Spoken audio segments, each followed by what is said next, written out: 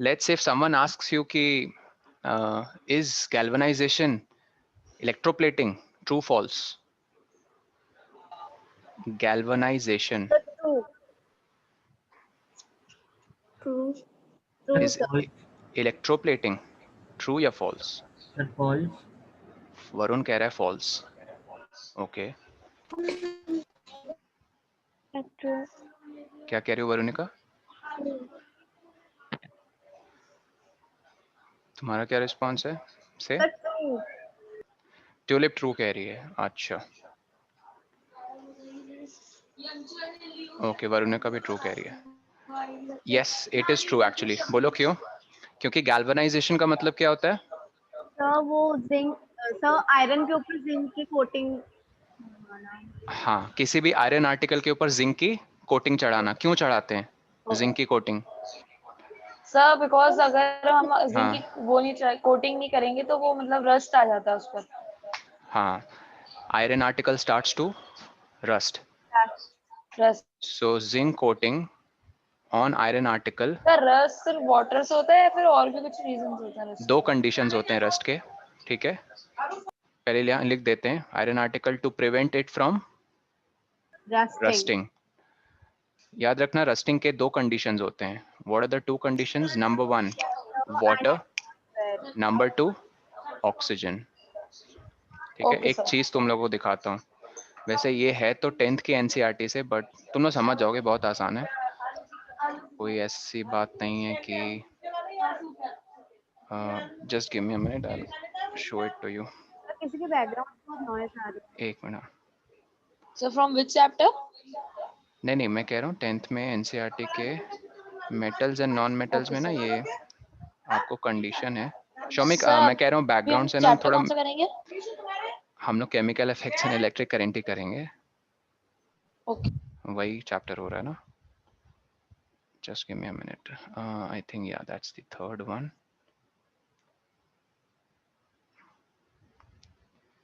Yup. 10th class की कभी NCERT पढ़ी है तुम लोगों ने? Just asking. सर Yes, आपने एक sir. चैप्टर पढ़वाया था हमें पूरा. हाँ सर पढ़ी है. कौन सा चैप्टर पढ़वाया था भाई? सर वो लाइट रिफ्रैक्शन सर, जिसमें इन्फिनिटी से लाइट आती थी. नहीं, वो पूरा चैप्टर, वो बस एक पार्ट था कृषिव. सर इतना बड़ा पार्ट था. बहुत छोटा पार्ट है. ये पेज दिख रहा है सबको? जल्दी बताओ. ये एनसीईआरटी 10th में जाओगे ना तो मेटल्स नॉन मेटल्स एक चैप्टर है. ठीक है, बहुत सिंपल है. Yes, sir. 8 में भी था. Check this out.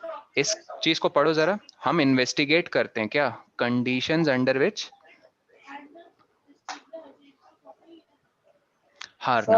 एक मिनट में बताता हूँ. फर्स्ट इसे पढ़ो. Investigating the Sir, conditions under which iron rusts. under which iron rust in tube A, both air and water are present in tube B. There is no air dissolved in water. In tube C, the air is dry. ठीक है, मैं जल्दी से बता दूं. ये जो tube ए है, इसमें क्या प्रेजेंट है? Both air and water. Okay, sir. Air में कौन सी ऐसी गैस मतलब प्रेजेंट है जो रस्टिंग कॉज करती है? Oxygen. Oxygen. I mean nitrogen नहीं कॉज करती है. ऑफ कोर्स नाइट्रोजन भी प्रेजेंट है, बट और वाटर के But अंदर ऑफ कोर्स. nitrogen मतलब ऑक्सीजन की वाटर के वजह से होता अंदर है. भी oxygen less sir amount salt भी है. नहीं, वाटर के अंदर ऑक्सीजन डिजोल्व वो अलग चीज है. उस पे हम अभी वो बात नहीं करेंगे. Yes, you are absolutely right, वो हम अभी बात नहीं करेंगे. बट मेरा तुम लोग को यहाँ ध्यान में लेकर जाने का है कि एयर में ऑक्सीजन के मॉलिक्यूल्स और वाटर में वाटर के मॉलिक्यूल्स, ये दोनों प्रेजेंट है, दोनों अलग अलग चीजों पे. हाँ वरुणिका, मैं बताता हूँ एक मिनट. तो देखो, टेस्ट ट्यूब ए में ना वो दोनों चीजें प्रेजेंट हैं, एयर और वाटर. टेस्ट ट्यूब बी में जरा देखो, उन्होंने एग्जैक्टली देखो क्या क्या है कि there is no air dissolved in the water. Sir, पानी में कैसे हवा डिजॉल्व होती है? यस, कभी अंडा बॉईल किया है या कभी पानी बॉईल किया है? यस सर क्या है? तो नीचे से जो बुलबुले निकलते हैं, what is that observation? That is oxygen. Yes, पानी के अंदर ऑक्सीजन डिजॉल्व होता है. वो ऑक्सीजन के बबल्स निकल कर आते हैं पानी के अंदर से और वो इवेपोरेट हो जाते हैं. ठीक है, फ्रेश वाटर और हॉट वाटर, किसमें ज्यादा ऑक्सीजन डिजॉल्व होगा? Fresh water.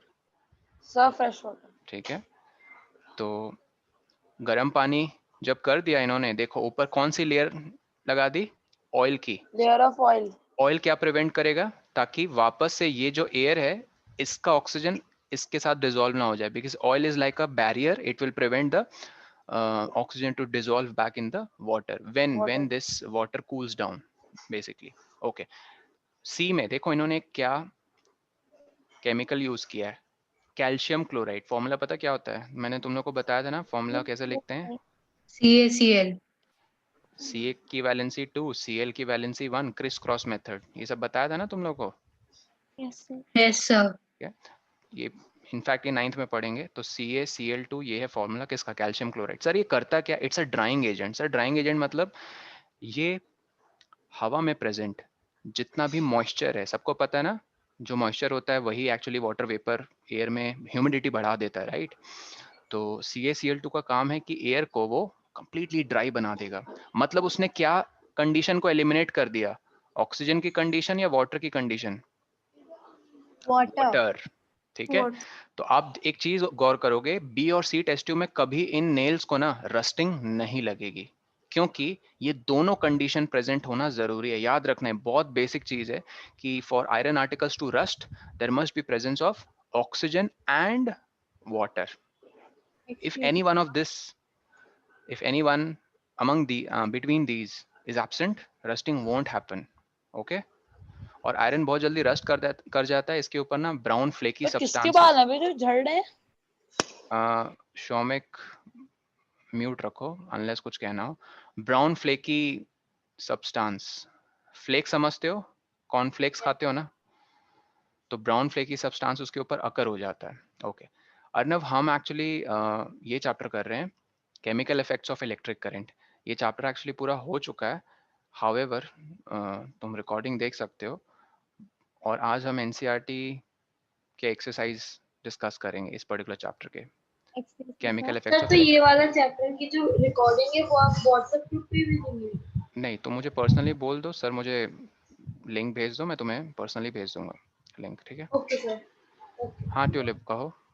सर इस एक्टिविटी में लिखा हुआ है कि in test tube B there is no air dissolve in water. तो सर पर अगर हम जहाँ पर पानी में तो एयर प्रेजेंट होता ही है, हाँ लेकिन इन्होंने कहा है ना कि ना? ये देखो इन्होंने यहाँ साफ लिखा है, यहाँ अगर ध्यान से तुम पढ़ोगे, check this out, in tube B there is no air dissolve in water. कैसे सर इन्होंने ये अचीव कैसे किया, मैं वही तुम्हें बताना चाह रहा था सबको। ये गर्म पानी करके इन्होंने बी में डाल दिया, और जैसे गर्म पानी डाला उसके तुरंत बाद यहाँ एक ऊपर ऑयल की लेयर डाल दी, ताकि ऑयल क्या प्रिवेंट करेगा, एयर को अंदर जाने। अरे भाई गर्म पानी आस्ते आस्ते ठंडा होगा, अपने सराउंडिंग के टेम्परेचर्स में आना चाहेगा। Yes sir. तो इसका मतलब क्या है, एयर में प्रेजेंट ऑक्सीजन फिर वापस डिसॉल्व हो जाता है पानी के अंदर। हर पानी के अंदर याद रखना ऑक्सीजन डिसॉल्व रहता है। Yes every water has some or the other amount of oxygen present, लेकिन गर्म पानी एकदम एक्सट्रीमली हॉट वाटर के अंदर नहीं होता ऑक्सीजन डिसॉल्व, ठीक है। ओके अरे भाई तुम लोग इतने शर्माते क्यों, मनन, शाश्वत, केशव, आदित्य, सब कैमरा ऑन करके बैठो अगर कोई नेटवर्क इशू नहीं है तुम लोगों को। And to the new guys as well, set कर लो कैमरा और चलो। देखो फर्स्ट जल्दी थे, फिल इन द ब्लैंक्स पहले कर लेते, फिर तुम लोग के डाउट्स पे आते हैं। Most liquids that conduct electricity are solutions of. Acid sir ये चैप्टर हम क्या पहले कर चुके हैं? हाँ शौमिक ये कर चुके हैं। Okay sir. एसिड्स की सॉल्यूशन, बेस की सॉल्यूशन और सॉल्ट की सॉल्यूशन। जल्दी से एक एग्जांपल देख लेते हैं। Lemon solution, lemon solution acidic है ना नेचर में, यस ठीक है। शैम्पू की सॉल्यूशन, तुम्हारे कंडीशनर या फिर मान लो तुम्हारा डिटर्जेंट पाउडर या लेट्स से कोई साबुन, वो बेसिक है सब्सटेंस, तो उसकी सॉल्यूशन जब पानी में बनाओगे ना, ये देखो ये सॉल्यूशन है, और तुमने एक ऐसा सेटअप किया सर्किट, ये बल्ब, ये बैटरी, एक इलेक्ट्रोड यहाँ पे डिप कर दिया, एक इलेक्ट्रोड, ये दोनों एक्चुअली सेपरेटेड है। तुम्हें लगता है ये सोप वाटर कंडक्ट करेगा इलेक्ट्रिसिटी? सर। यस, क्यों no, soap water is basic in nature. Basic मतलब पीएच वैल्यू क्या होती है, 7 से ज्यादा है 7 से कम? ज्यादा। एग्जैक्टली 7 से ज्यादा होती है पीएच वैल्यू बेसिक सब्सटेंस की। अरे पीएच वैल्यू याद है ना, acid base salt class 7। Yes sir. ये pH स्केल होता है। 7 होता है किसका? Neutral substances. Example distilled water. 0 और 7 के बीच में एसिडिक चीजें होती हैं। तुम्हारे पेट के अंदर कौन सी एसिड निकलती है? HCl। HCl, hydrochloric acid. पता कितनी होती है pH वैल्यू उसकी? 2। तुम्हारी स्किन पे गिर जाए ना, अगर एक बूंद उसकी गिर जाए तुम्हारी स्किन पे, क्या हाल होगा? जल जाएगी। एग्जैक्टली लेकिन सर हमारा पेट फिर भी संभाल लेता है उसे। अरे वो प्रोटेक्टिव लेयर भी तो है उसके अंदर। 7 में पढ़ा होगा, म्यूकस। ठीक। 7 और 14 के बीच में कैसे सब्सटेंसेस होते हैं? बेसिक। Basic example phenyl. ठीक है। फिर सोप तुम्हारा सॉल्यूशन। Soap solution. रिन साबुन और डव साबुन, किसकी सॉल्यूशन ज्यादा बेसिक होगी? सर डव का ऐड देखा है, बहुत मुलायम होता है स्किन पे। तो ऑफ कोर्स डव सॉल्यूशन की बेसिक वैल्यू कम होगी, रिन साबुन बहुत ज्यादा बेसिक वैल्यू होगी, राइट?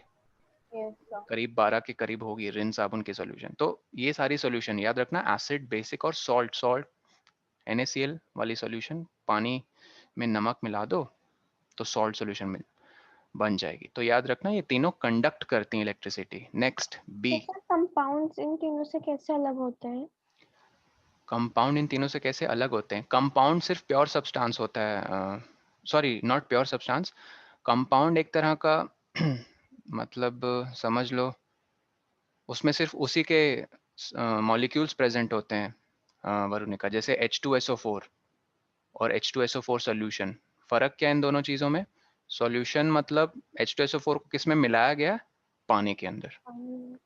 इन दोनों का मिक्सचर सॉल्यूशन कहलाएगा। लेकिन सिर्फ H2SO4 ये कंपाउंड है। ठीक है। नेक्स्ट बताओ, passage of an electric current through a solution causes dash effect. Sir chemical. Chemical effect. Yes Mallika. अगर हम इलेक्ट्रिक करंट पास करवाएंगे किसी सॉल्यूशन से तो केमिकल, और वो केमिकल इफेक्ट क्या है? Anyone sir electrophile. बताओ वो केमिकल इफेक्ट क्या है? कम ऑन यार, पानी वाला सिंपल एक केस याद रखो, मैंने बताया था ना, पानी के अंदर इलेक्ट्रिसिटी पास करवा दो तो क्या हो जाता है? हाँ, इलेक्ट्रोलाइसिस तो उसको सिर्फ पानी के केस में बोलते हैं, बट जनरल टर्म क्या है? इलेक्ट्रोप्लेटिंग। डिकम्पोजिशन। इलेक्ट्रोप्लेटिंग नहीं वरुणिका, डिकम्पोजिशन। देखो तुम लोग बार्बर शॉप गए हो ना, सब लोग बाल कटाने कभी ना कभी। Yes sir. But I can bet Yes, sir. मेरे मेरे टाइम में तुम लोगों ने, आई डोंट नो वेदर तुम लोगों ने ये चीज़ देखी कि नहीं। मतलब मैं जहाँ से पहले बचपन में बाल कटाता था तो वो लोग मतलब ठीक ठाक सैलून टाइप्स के थे, और they didn't even had enough money two by water heater types. तो वो क्या करते थे, ये बनाते थे एक ब्लेड। ब्लेड पता है ना सबको? Yes, sir. दो ब्लेड लेते थे, उनके बीच में थ्रेड चिपका देते थे, दो ब्लेड ऐसे लेकर, एक वायर इससे एक वायर इससे, और इसको पानी में इमर्स कर देते थे। पानी का एक जार लेते थे, उसमें ये ब्लेड इमर्स कर देते थे और सीधा इलेक्ट्रिसिटी में ये दो वायर्स को इंसर्ट करके ऑन कर देते स्विच। तो होता क्या था, पानी गर्म होना शुरू हो जाता था। नहीं समझे? बहुत सस्ता और किफ़ायती। Yes, जैसे sir. I know it. Sir, yes, I know it. हाँ, इंडियंस बहुत जुगाड़ू होते हैं पता है ना। Ah, सस्ते में पूरा काम निपटाना चाहते थे, तो दो ब्लेड्स में वायर कनेक्ट कर दिया और उस वायर को मेंस में कनेक्ट करके they just inserted it into the, हाँ, पानी, एंड द पानी started heating. Okay. So similarly यहाँ पे किसी भी सॉल्यूशन में जब इलेक्ट्रिसिटी पास कराओगे तो एक चीज़ याद रखना, वो सॉल्यूशन डिकम्पोज होना शुरू हो जाती है। मतलब डिकम्पोजिशन रिएक्शन होता है, इसका ये मतलब है, याद रखना। जैसे H2O पानी के केस में वो टूट जाता है। डिकम्पोज का मतलब यहाँ सड़ना नहीं है, बायोलॉजिकल वर्ड सेंस में मत जाना। यहाँ डिकम्पोज का मतलब होगा टूटना, स्प्लिट होना। तो सर H2O किस में स्प्लिट होता है? हाइड्रोजन और ऑक्सीजन गैस में। ठीक है। अगर कॉपर सल्फेट सॉल्यूशन होती ना, ब्लू कलर की, ब्लू विट्रॉल कहते हैं इसे, बहुत मस्त एक्सोटिक दिखती है एकदम, सर CaSO4 की सॉल्यूशन। लेकिन मैंने नोट्स में अपने इलेक्ट्रोलाइसिस के नीचे में H2O gives H2 plus O2। हाँ वही मैंने यहाँ पे लिखा है। दोनों सेम होते हैं, दोनों सेम होते हैं मतलब? डिकम्पोजिशन और इलेक्ट्रोलाइसिस। हाँ, इलेक्ट्रोलाइसिस एक तरह का डिकम्पोजिशन रिएक्शन ही है। इलेक्ट्रोलाइसिस बस हम वाटर के केस में उसको नाम इलेक्ट्रोलाइसिस कह देते हैं, Varunika. Okay sir. Decomposition reaction मतलब एक कंपाउंड जब स्प्लिट होता है छोटे छोटे चीजों में, ठीक है। और इलेक्ट्रोलाइसिस मतलब जब वाटर स्प्लिट हो तो उसको इलेक्ट्रोलाइसिस कहते हैं, सिंपल। जैसे यहाँ हमने क्लास की शुरुआत किससे की थी? गैल्वेनाइजेशन क्या इलेक्ट्रोप्लेटिंग है? हाँ सर। इलेक्ट्रोप्लेटिंग मतलब किसी मेटल को दूसरे मेटल पे चढ़ा देना, कोट कर देना। और गैल्वेनाइजेशन एक स्पेशल केस है, तो उसमें आयन उसमें सिर्फ जिंक को हम चढ़ाते हैं दूसरे मेटल पे। जिंक और क्रोमियम। हाँ, क्रोमियम भी, ठीक है। एक स्पेशल केस हो गया, समझे? Particular case, okay. Next, moving on, see if you, हाँ तो केमिकल इफेक्ट क्या था, यही मैं पूछ रहा था। केमिकल इफेक्ट यही है, याद रखना। वो सॉल्यूशन जो है ना जिससे करंट पास करवाओगे वो डिकम्पोज हो जाएगी, that's the chemical effect. Clear? It will break into its ions, and Yes, sir. जो आयंस का चार्ज है उसके अकॉर्डिंग वो उस पर्टिकुलर एनोड से अट्रैक्टेड फील करेंगे। चलो इसको भी क्लियर कर लेते हैं, ये वरुणिका का डाउट है। एक चीज देखना ध्यान से सब लोग, अगर तुम लोग लाइफ में श्योर होना चाहते हो कि सर अगर पानी में हम इलेक्ट्रिसिटी पास करवाएंगे, सबसे पहले आपको पानी में क्या इंसर्ट करना पड़ेगा? इलेक्ट्रोड। इलेक्ट्रोड्स। इलेक्ट्रोड्स, ठीक है, कंडक्टर्स होते हैं इलेक्ट्रिसिटी के। और आप इसे बैटरी से कनेक्ट करोगे। एक स्विच, स्विच का डायग्राम पता है ना सबको? यस। ये कौन सी स्विच बनाई है, ओपन या क्लोज? ओपन। ओपन। ये पॉजिटिव टर्मिनल, ये नेगेटिव। चलो मान लो इसको तुमने क्लोज कर दिया, नाउ सर्किट पूरा हो गया। नहीं सर, कुछ भरो तो इस बीकर में कुछ भरो, अगर एयर है तो सर्किट ऑफ कोर्स पूरा नहीं होगा, क्योंकि air is bad conductor of electricity, right? तो चलो तुमने लेट्स से इसको वाटर से फिल कर दिया, ठीक है। ए तुम लोग सब कैमरा ऑन करो। अर्नव, शौमिक, समृद्धि, कृषिव, केशव, आदि, मलिका, कैमरा ऑन करो। चलो सानवी, मान्या नहीं आई ना, मान्या आज एब्सेंट है। आदित्य श्रीवास्तव, मलिका, और ऑन करके बैठो सब। तो नहीं तो शर्मा रहे हो, पता नहीं।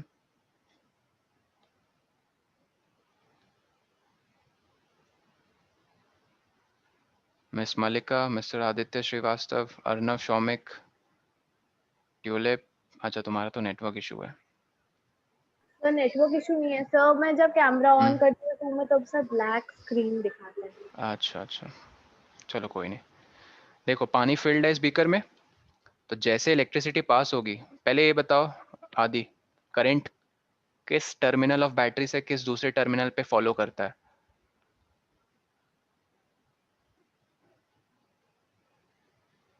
अच्छा ओके सानवी, मैं कह रहा हूँ करंट किस टर्मिनल ऑफ बैटरी से निकलकर किस दूसरे टर्मिनल पे जाता है? नेगेटिव टू पॉजिटिव या पॉजिटिव टू नेगेटिव? बोलो anyone? Positive to negative. Positive. हाँ पॉजिटिव। ठीक है, याद रखो, positive to Or negative. negative. और सर अगर एक्चुअल में होगा तो? एक्चुअल में तो नेगेटिव टू पॉजिटिव होता है, ठीक। अब ये भी पॉजिटिव टर्मिनल है, राइट? ऑफ कोर्स, क्योंकि पॉजिटिव टर्मिनल से कनेक्टेड है और ये नेगेटिव से। वाटर का फॉर्मूला सबको पता है, H2O। H2O का किस में स्प्लिट हो जाता है? H2 गैस और O2 गैस। H2 गैस पता किस में यूज होती है? Rockets. Rockets, yes sir. Okay. Oxygen भी रॉकेट्स में यूज होता है, बोलो क्यों? क्योंकि स्पेस में जैसे वो रॉकेट शिप जाती है तो स्पेस में ऑक्सीजन अवेलेबल नहीं है, ठीक है, ओके। बिकॉज कंबशन के लिए कुछ सपोर्टर होना चाहिए। अब एक्चुअली में होता क्या है, H2O के केस में ऑक्सीजन मॉलिक्यूल मेटल है या नॉन मेटल, शायद तुम लोग को याद होगा, ये नॉन मेटल है। Can you please repeat? Oxygen molecule या ऑक्सीजन एटम नॉन मेटल है नेचर में, याद है? Yes sir. ठीक है, इसकी टेंडेंसी होती है इलेक्ट्रॉन लूज करना या गेन करना? गेन करना। गेन गेन करना। करना। तो ये इलेक्ट्रॉन गेन करके पॉजिटिवली चार्ज्ड हो जाएगा या नेगेटिवली चार्ज हो जाएगा? नेगेटिवली। सॉरी, क्या नेगेटिवली। बात कर रहे हो, नेगेटिवली चार्ज हो जाएगा ना। Atom as a whole is neutral, सबसे फेमस क्वेश्चन स्कूल एग्जाम्स में पूछते हैं। एटम एज अ होल क्यों न्यूट्रल है? क्योंकि it has same number of protons and same number of electrons. याद रखना, चार्ज पार्टिकल्स होते हैं एटम्स में ना, इलेक्ट्रॉन प्रोटॉन न्यूट्रॉन। एक्स्ट्रा मैंने बताया था। तो न्यूट्रल क्यों होता है? जितना पॉजिटिव चार्ज होता है मतलब प्रोटॉन्स के चलते, उतना ही नेगेटिव चार्ज होता है इलेक्ट्रॉन्स के चलते। तो अब मान लो तुमने एक एक्स्ट्रा इलेक्ट्रॉन इंट्रोड्यूस कर दिया तो नेगेटिव चार्ज ज्यादा हो गया। तो इलेक्ट्रॉन का आना मतलब नेगेटिव चार्ज कर देना और इलेक्ट्रॉन का जाना मतलब पॉजिटिव चार्ज। ओके, तो ऑक्सीजन एक्चुअली ये होता है नेगेटिवली -2 चार्ज, और हाइड्रोजन ये होता है, check this out, positively charged. तो अब एक बात बताओ, पॉजिटिवली चार्ज्ड कोई चीज किससे अट्रैक्टेड फील करेगी? नेगेटिव। पॉजिटिव प्लेट या नेगेटिव प्लेट? नेगेटिव। हाइड्रोजन हमेशा यस नेगेटिव प्लेट से सर अट्रैक्टेड लेकिन फील करेगा। H2O ब्रेक क्यों करेगा? बताता हूँ, एक मिनट अभी। और O2 किससे अट्रैक्टेड फील करेगा? पॉजिटिव। पॉजिटिव। और पॉजिटिव को हम लोग एक्चुअली बोलते हैं एनोड, और नेगेटिव को कहते हैं कैथोड। सर कैथोड में रिडक्शन होता है ना? कैथोड में रिडक्शन, हाँ। ये कैथोड में रिडक्शन और एनोड में वो, ऑक्सीडेशन। हाँ वो लाइन लिखी थी तुम लोगों ने ना। Yes sir. ठीक है,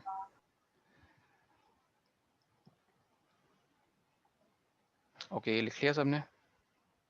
बस यहाँ पे ये याद रखना, इलेक्ट्रोलाइसिस में तुमसे कोई पूछ सकता है, ये एनसीईआरटी में मेंशन्ड है कि हाइड्रोजन गैस किस इलेक्ट्रोड से निकलती है? सर नेगेटिवली चार्ज्ड इलेक्ट्रोड, जिसे हम कैथोड कहते हैं।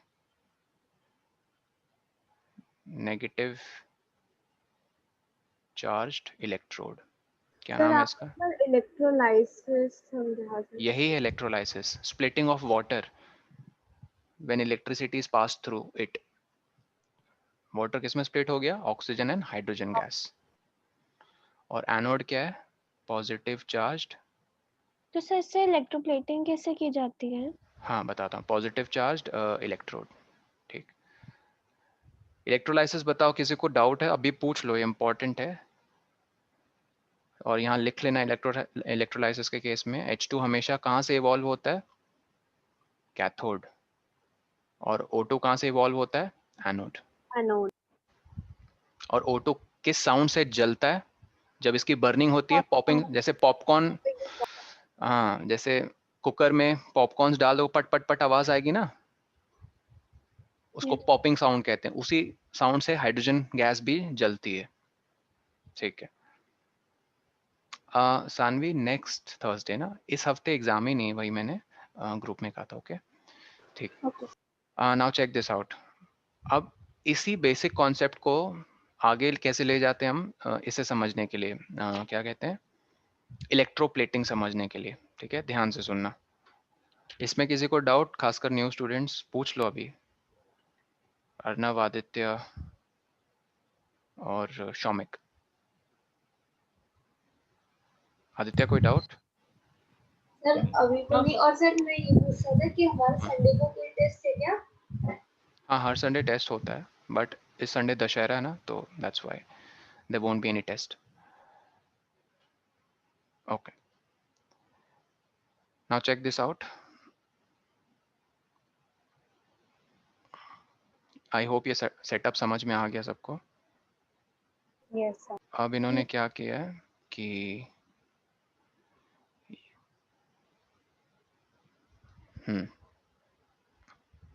देखो, मैंने स्ट्राइक ऑफ करके यहाँ लिख दिया कॉपर। कॉपर, चलो मैं इसको ना मान लो कोई सस्ता सा मेटल बताओ तो, काफी चीप। चलो आयरन। आयरन। एल्यूमिनियम। एल्यूमिनियम भी है, बट आयरन क्यों सस्ता पता? बेचारे को बहुत जल्दी रस्ट लग जाता है, बहुत वल्नरेबल है जब तक इसको प्रोटेक्ट ना करो अच्छे से। आई मीन काफी तो मतलब काफी स्टेबल टेम्परेचर में ना रखे तो वो रस्ट हो जाएगा। नहीं, टेम्परेचर उतना ज़्यादा फैक्टर नहीं है, जितना ज़्यादा फैक्टर याद रखो कंडीशंस अभी बताई थी। ये दो चीज़ें प्रेजेंट है तो रस्टिंग शुरू हो जाती है उसकी, वाटर और ऑक्सीजन। दोनों में से कोई एक भी एब्सेंट है तो रस्टिंग कतई नहीं होगी, कभी नहीं होगी, ठीक है। ओके, फिर भी सर आयरन के पीछे इतना हाथ धो के बैठे, क्योंकि आयरन बहुत, इसकी स्ट्रेंथ बहुत अच्छी होती है, एल्यूमिनियम बाकी मेटल्स के मुकाबले बहुत स्ट्रेंथ होती है, इसलिए कंस्ट्रक्शन में पिलर्स यूज होते हैं ना जो आयरन के बने होते हैं, ठीक है।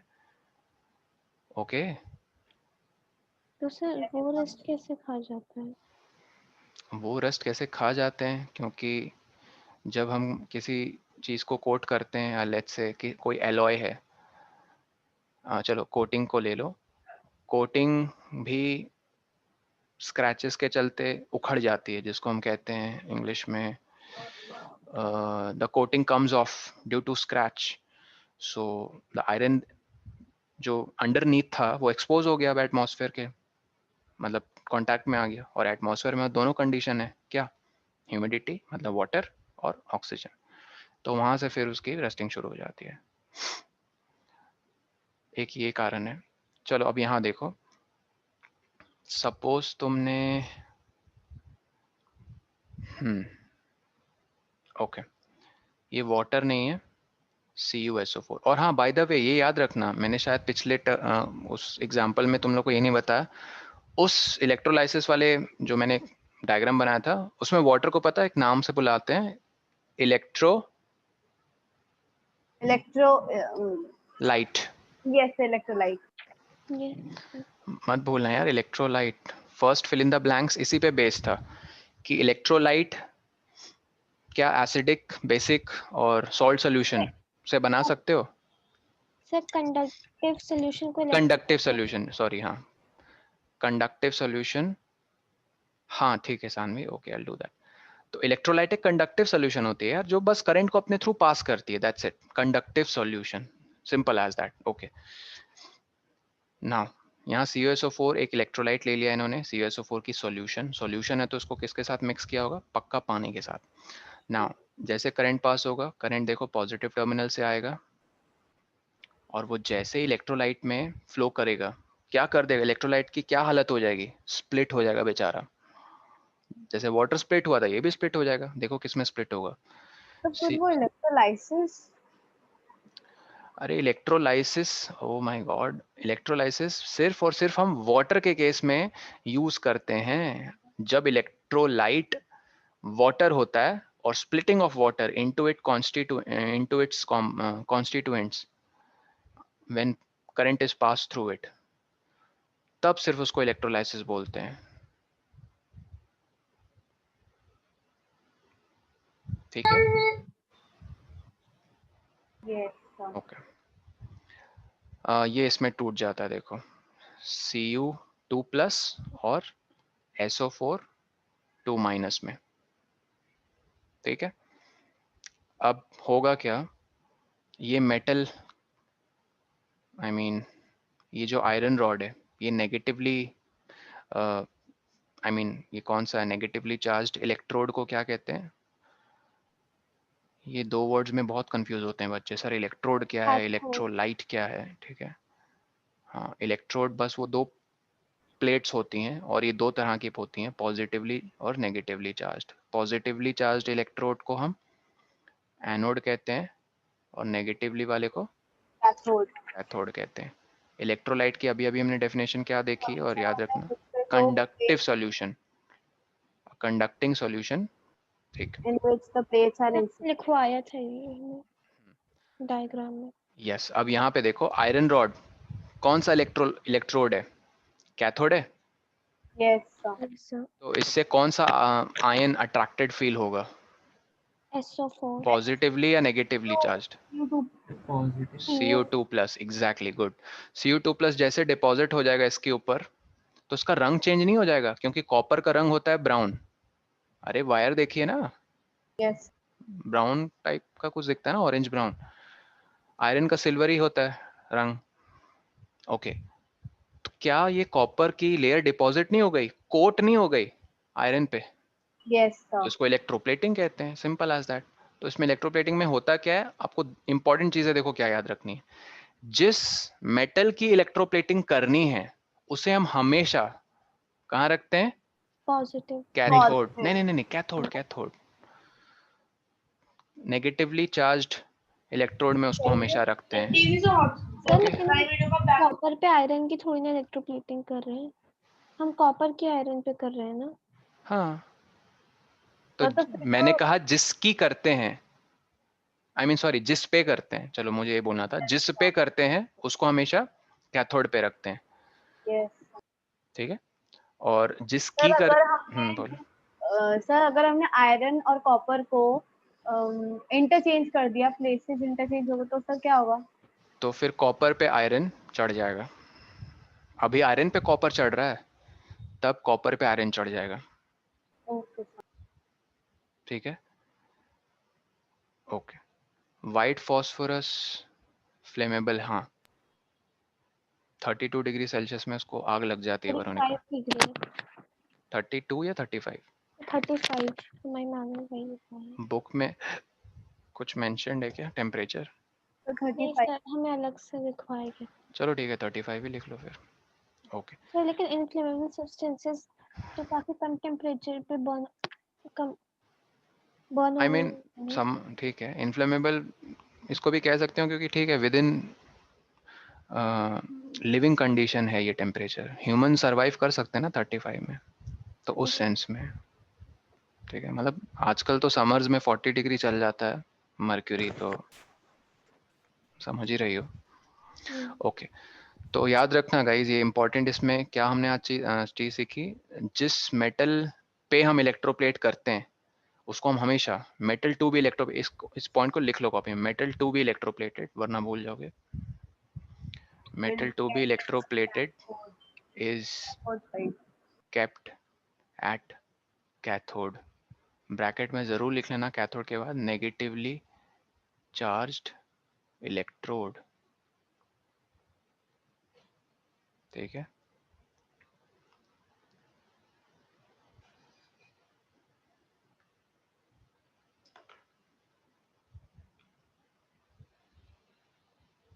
ओके। लिख लिया।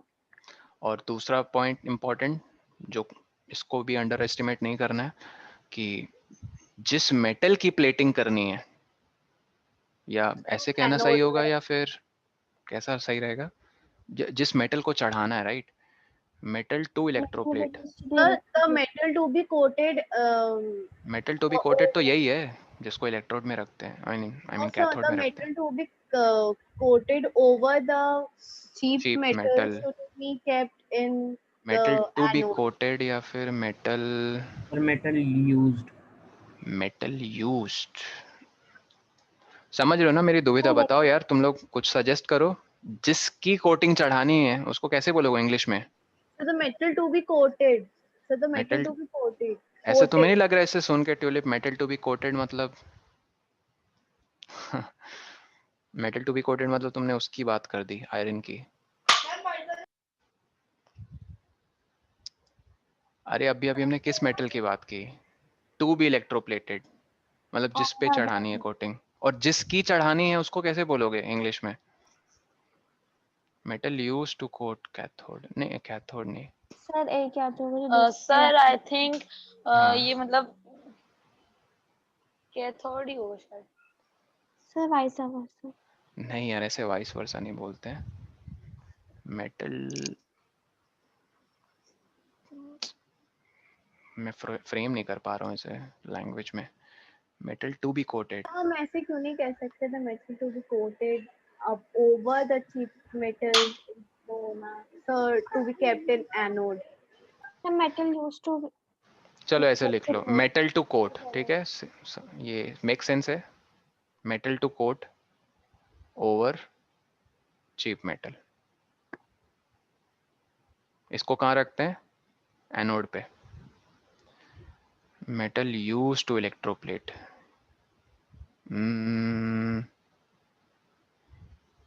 ठीक है, ये भी लिख सकते हो वेरोनिका, ये भी लिख लो, metal to coat over cheap metal is kept at anode. Bracket में जरूर लिख लेना पॉजिटिवली चार्ज्ड इलेक्ट्रोड। ओके,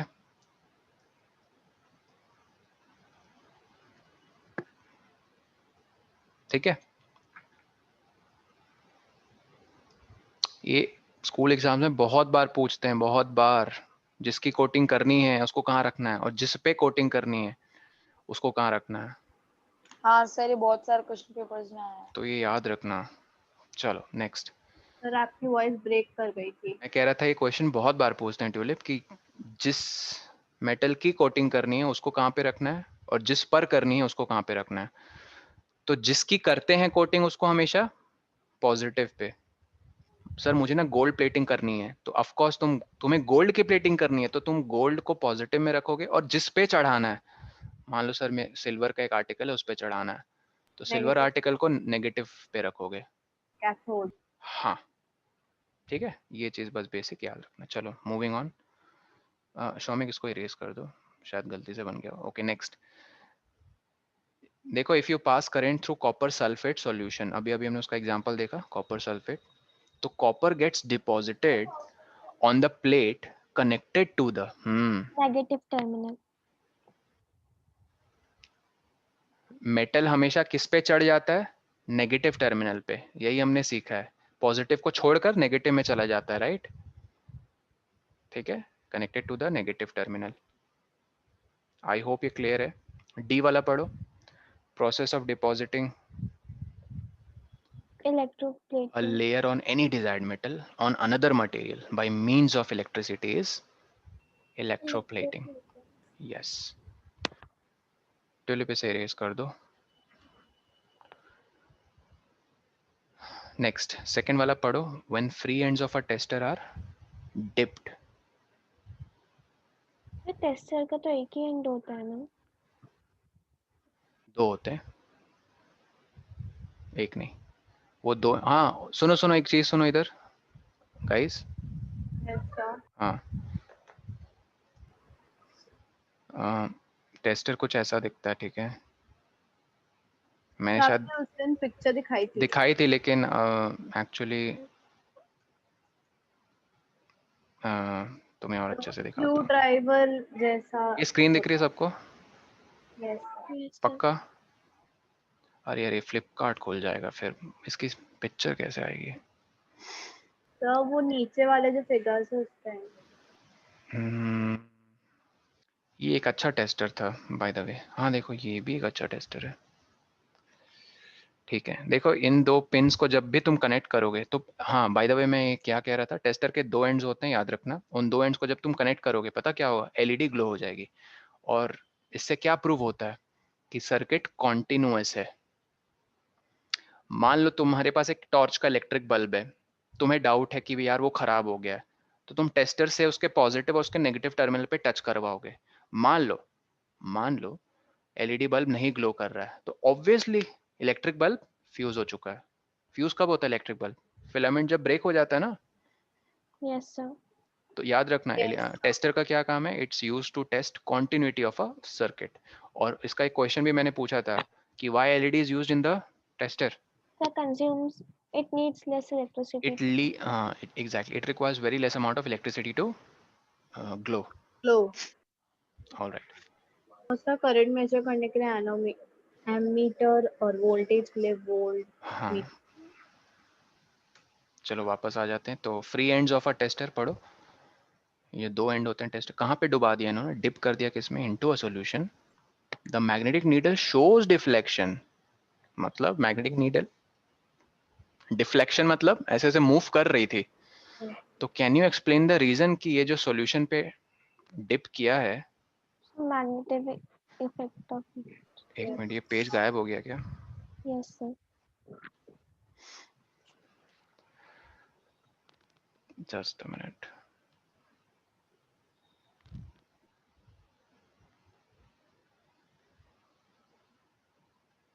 अब दिख रहा है ना? यस वही वाला था। ओह हाँ। सर ये वाला जो चैप्टर है इसको अभी हम शुरू करेंगे या फिर इसके जो हम पीछे एक्सरसाइज कर रहे थे इसकी एक्सरसाइजेस करें, एक्चुअली खत्म हो चुका है। डोंट वरी, इसका ये Okay, मतलब sir, नहीं then- कि कोई डाउट्स आएंगे तुम्हारे तो Of course we will. Okay sir, तो वो आप रिकॉर्डिंग करते हैं ना, तो वो रिकॉर्डिंग आप दे देंगे मेरे को ग्रुप Of पर? course. ग्रुप में नहीं, तुम नेगेटिवली आई मीन नेगेटिवली बोल रहा हूँ, पर्सनली तुम मुझे वो मैसेज कर देना, ठीक है? ओके सर, ओके सर, मैं तुम्हें लिंक भेज दूंगा। Okay. Okay sir, thank you. हाँ, अगर मैग्नेटिक नीडल डिफ्लेक्ट कर रही है, ये देखो यहाँ कंपास है, 7th क्लास याद करो, जब भी करंट पास होता है वायर से, तो वायर के अराउंड क्या एक जादुई शक्ति बन जाती है, magnetic field, magnetic effect, magnetic effect. और वो मैग्नेटिक इफेक्ट के प्रकोप में कौन कौन आ जाते हैं? मेटल, मैग्नेटिक सब्सटेंसेस आ जाते हैं, ठीक है? अरे वो नहीं, क्या कहते हैं, मेटल्स नहीं, याद रखना, मैग्नेटिक मटेरियल्स आ जाते हैं। एक मिनट रुको, तुम लोग को एक चीज दिखाता हूँ। या so what we were talking, अगर ये सॉल्यूशन में डिप किया टेस्टर्स के एंड को और ये नीडल हिल रही है, तो पक्का 100% सर ये सॉल्यूशन कैसी है, कंडक्टिव है नेचर में या नॉन कंडक्टिव है? No conductive. ठीक है, तो एक्सप्लेन क्या हमें करना है reason, the solution is conductive in nature, it can be used as an electrolyte, and you can say I just do that, what you can say। पानी वाला शौमिक म्यूट कर लो भाई, मेरे भाई गाना नहीं गाते ऐसे। हाँ, और क्या हम कह सकते हैं, बस ये 2 कमेंट्स कर लो, ठीक। क्वेश्चन नंबर 4 देखो। Excuse me sir. हाँ बोलो। Sir, the formation formed by the wires, like springs, so what we call that formation? Spring से वायर, मैं So, समझा नहीं। sir, the formation formed by the wires, sir, वो spring की जैसे formation form होती है, सर उसको हम क्या कहते हैं? कॉइल। ये मतलब तुम एग्जैक्टली ये सब पढ़ा कहाँ से, मतलब क्या रेफर कर रही हो?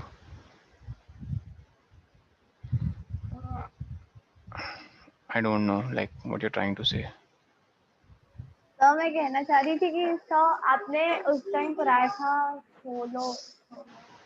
क्या पढ़ाया था? पोलो। तब आपने कहा था कि फॉर्मेशन विथ वायर्स, सर जो स्प्रिंग के जैसे फॉर्म होते हैं सर, हम वायर को अगर किसी चीज पे अगर हम सर्कुलरली चलाए तो सर, अरे रैप कर लें उसको, यस सोलेनॉइड। Okay sir. हाँ, 7th में पढ़ा था सोलेनॉइड इलेक्ट्रोमैग्नेट, ठीक है। सर क्या आप प्लीज रिपीट कर सकते हैं? उसने कहा कि अगर हम एक पीस ऑफ वायर को ऐसे सर्कुलरली, मतलब सिलेंड्रिकली रैप कर लें, तो ये अरेंजमेंट क्या है, solenoid.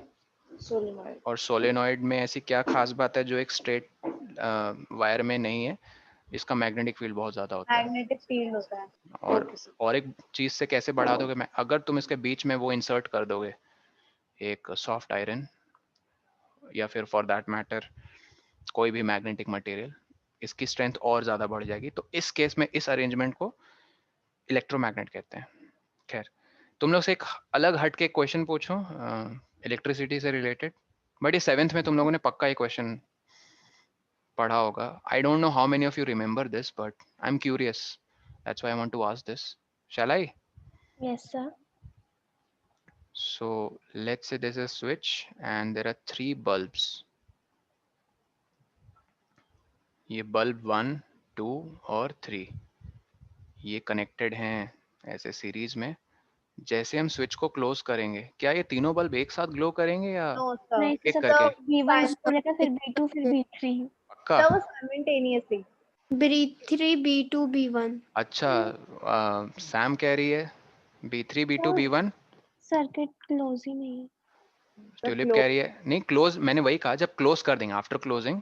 Sir. B1 B2 B3। B1 B2 B3 simultaneously. इसने ट्यूलिप ने साइमल्टेनियसली कहा, और 2 लोग कह रहे हैं B1 B2 B3। मुझे पता है समृद्धि के दिमाग में क्या चल रहा है, B2 B3 I mean B3 B2 B1 वो क्यों कह रही पता? क्योंकि इलेक्ट्रॉन्स कहाँ से कहाँ फ्लो करते हैं? Positive to negative. Positive to electrons, negative. अरे electrons negative negative to positive, ठीक है। इसलिए शायद समृद्धि ना तुमने B3 B2 B1 ऐसे कहा। और तुम लोग के दिमाग में क्या चल रहा है जिन्होंने B1 B2 B3 का, कि अच्छा करंट की डायरेक्शन जो एक्चुअल नहीं, कन्वेंशनल क्या होती है डायरेक्शन करंट की, positive to negative. Let me tell you, Tulip is absolutely right simultaneously, but Tulip is also wrong at the same time. पता क्यों? ये साइमल्टेनियसली तब तक है, सुन रहे हो? Yes sir. साइमल्टेनियसली तब तक है when B1, B2 and B3 are identical bulbs. Identical से मैं ये कहना चाह रहा हूँ कि आजा साथ में. जैसे बल्ब होता है ना, एलईडी बल्ब, तो एक 14 वॉट्स का होता है, एक 20 वॉट्स का होता है, ठीक है? तो यस. इनकी वॉटेज पावर सेम होनी चाहिए, तब उस सेंस में आइडेंटिकल, वरना ये साथ में नहीं जलेंगे. मैं फिर से रिपीट कर रहा हूँ, तुम 3 बल्ब लेकर आ गए, एक 14 वॉट्स का, एक 20 वॉट्स का और एक मान लो 50 वॉट्स का. तो सबसे पहले पता तब कौन जलेगा? जिसकी पावर सबसे वो है, म्यूट कर लो वरुणिका, जिसकी पावर सबसे ज्यादा तब वो जलेगा. So लेकिन 50, then 20, then 40. हाँ, लेकिन आइडेंटिकल के केस में तीनों एक साथ जलेंगे, याद रखना. Okay, all right. फोर्थ पढ़ो जरा. The bulb does not glow in the setup shown, list the possible reason. So can, because there are no electrodes. हाँ कैनो, क्यों बल्ब नहीं जला? सर कंडक्टिव सोल्यूशन नहीं है. ओके, एक पॉसिबिलिटी कि इलेक्ट्रोड्स नहीं है ना डायग्राम में तो. सर क्योंकि इलेक्ट्रिसिटी पूरी तरीके से पहुंच नहीं रही होगी. And what do you think is the reason electricity पूरे तरीके से नहीं पहुंच रही है? सर बीच में कोई ब्रेक होगा या फिर कहीं से कोई इशू होगा. Sir okay, cell but charge नहीं होगा ढंग से. ब्रेक तो, इलेक्ट्रिसिटी ब्रेक हो सकती है सर, बिकॉज बट ब्रेक अगर तो कभी दिख कभार नहीं रहा वायर है. में कोई. So the formation of the batteries. Formation of the battery तो बिल्कुल सही है, भली भांति सब कुछ सही है. So I think so the solution. क्या? So that अगर जो That's the solution. solution which is at we exactly, write down. This is one of the main reason, but there is one more reason मेरे भाई. Bulb does not glow, अरे bulb The fuse भी shape. तो हो सकता है. नहीं नहीं, बल्ब में भी, हाँ सर, हाँ bulb. Filament damage. एग्जैक्टली, ठीक है. तो ये दो रीजंस, और कोई रीजन नहीं अभी दिख रहा है, ठीक है? So but where are the electrodes in this diagram? कि इलेक्ट्रोड उन्होंने स्पेसिफिकली नहीं दिखाया, लेकिन ये तो दिखा दिया ना कि सॉल्यूशन में डिप्ट है दो वायर्स. तो जो Yes. वायर्स का एंड डिप्ट है ना, वही इलेक्ट्रोड का काम कर रहे हैं. Okay sir. अरे यार, ये सॉरी, ये देखो ये दोनों आ गए अब.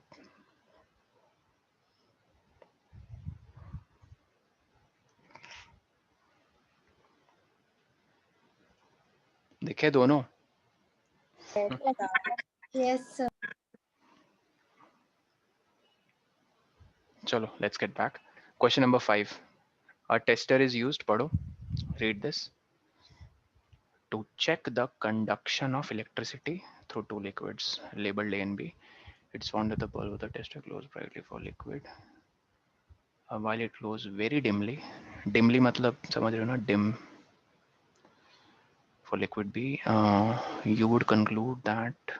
अच्छा, ये तो So option, may I tell that answer? जरा प्राइवेट चैट पे भेजो तो, whatever your thoughts are, ऐसे भेजना ABCD, ठीक है?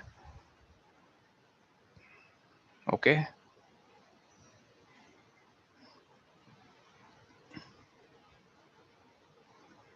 So is it correct? Okay, let's wait. बाकी लोग भी अपना अपना आंसर भेजो पर्सनली मुझे जल्दी. Okay sir. Hello sir. Sir मैं डिस्कनेक्ट हो गया था सर. क्वेश्चन नंबर 5 पढ़ो आदित्य, और आंसर करना है हमें.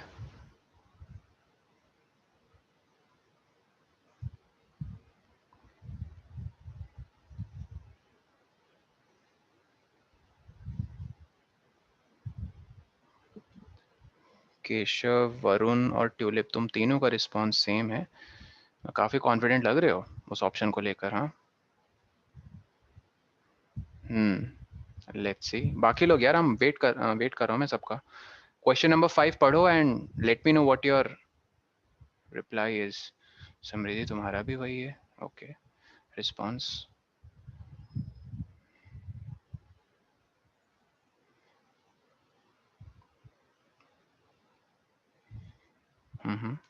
ओके, ये मिस्टर गैलेक्सी MO1 कौन है? शाश्वत, मतलब ऑप्शन बताओ। वरुणिका, अच्छा तुमने हट के बोला सबसे। ऑप्शन 1। ओके। सर मेरे को स्क्रीन थोड़ी ब्लर दिख रही है। एक बार क्या कहते हैं, लीव करके रिजॉइन करो। Okay sir. Sir is my answer correct? चलो मैं आंसर रिवील कर रहा हूँ अब। सर मेरा बता दो एक बार। हाँ, तुमने देखो सबने ऑप्शन ए भेजा है, ठीक है, हाँ सर, एक्सेप्ट 1 वरुणिका, उसने 4th भेजा है। So let's verify. हुआ क्या कि 2 सॉल्यूशंस थी ना अपने पास। Yes sir. सर ए, हाँ, ए में क्या ब्राइट थी ना लाइट, यस सर, बी में डिम थी।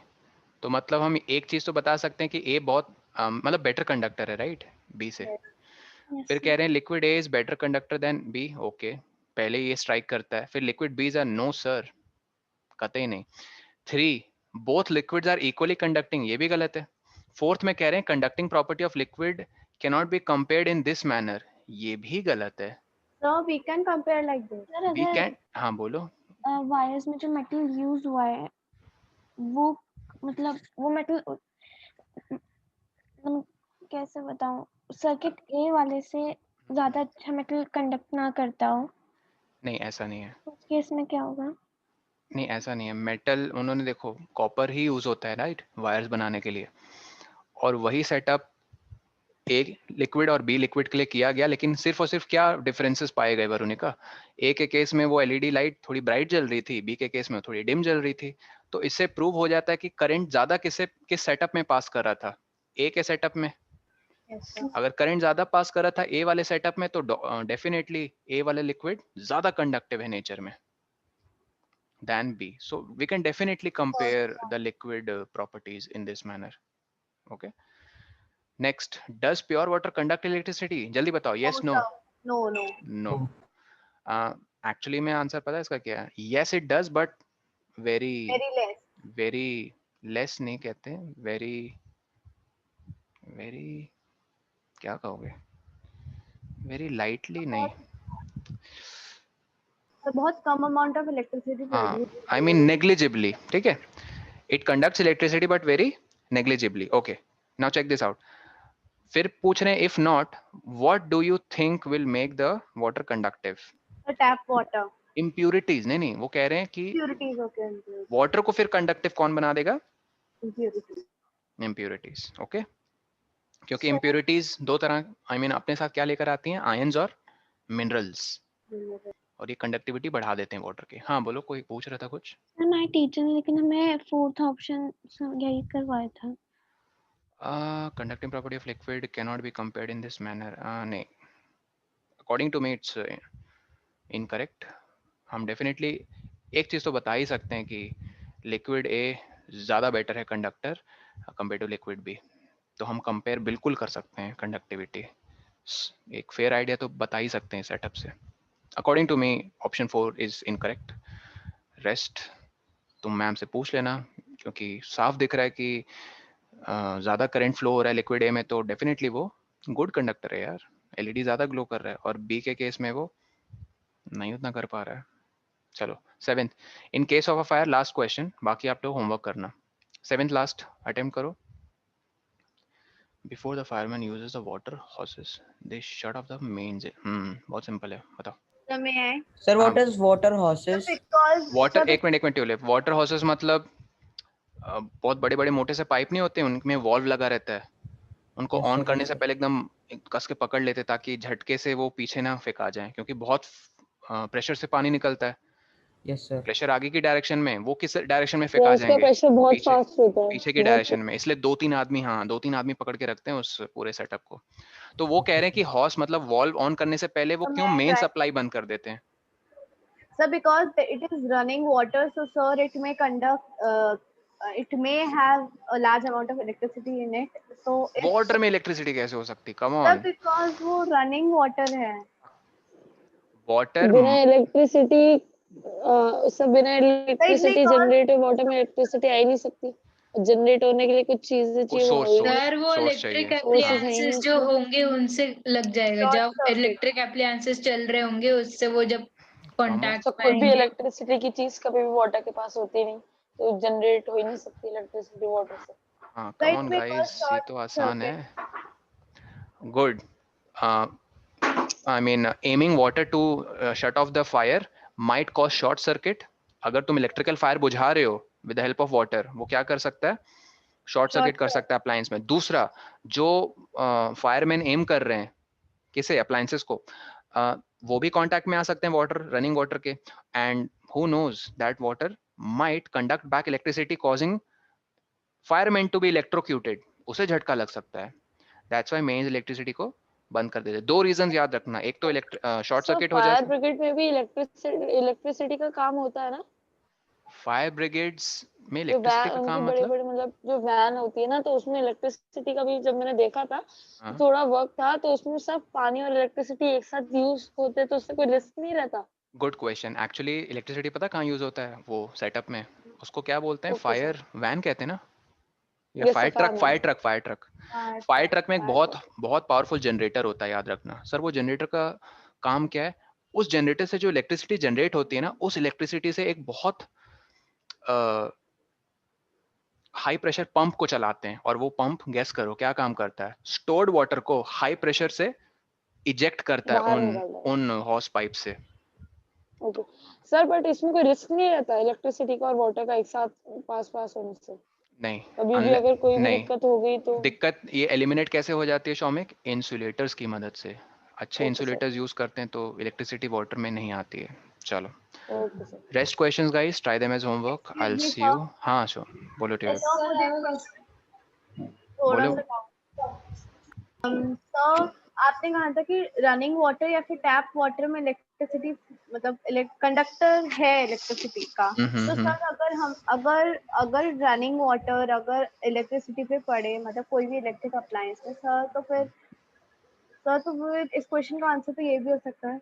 रनिंग अप्लायंसेस में अगर इलेक्ट्रिसिटी, रनिंग अप्लायंसेस में अगर वाटर यूज किया जाए तो द वाटर में cause short circuit of the appliance and sir में परमानेंटली क्या कहते हैं उस डिवाइस को खराब कर देना, एंड में permanently cause failure of that device. दूसरा ये रीजन है कि if the fireman comes in contact with the running water, he or she might get electrocuted because the water may conduct back electricity. So that's why it's suggested to shut off the mains before the attempt to बुझाना fire is made. ठीक है, ठीक है, yes sir. okay, ठीक है guys, I'll see you sir on I want to ask Friday. हाँ पूछो आपने पूछो। हमको homework try these 170 page number को नहीं ड्रॉ नहीं, करने के लिए दिया था ना? हाँ ड्रॉ करना नहीं, उन्होंने एरियाज निकाल के फॉर्मूलाज अच्छे से लिखकर फिर आपको कंपेयर करना था गिवन एरिया ओके से, ओके और एक्सरसाइज भी बनानी थी पहली पूरी। और साइंस का ओके क्या है, सर, ये थैंक यू। बाकी क्वेश्चन जो बच रहे 8 9 10 इनको अटेम्प्ट करना है। 10 तक है, आप बाकी भी है, हाँ 12 तक। ठीक है, okay sir, thank you. Bye bye guys, take care, have a lovely evening ahead, take care, bye bye. Bye. Thank you sir. Bye sir. Bye.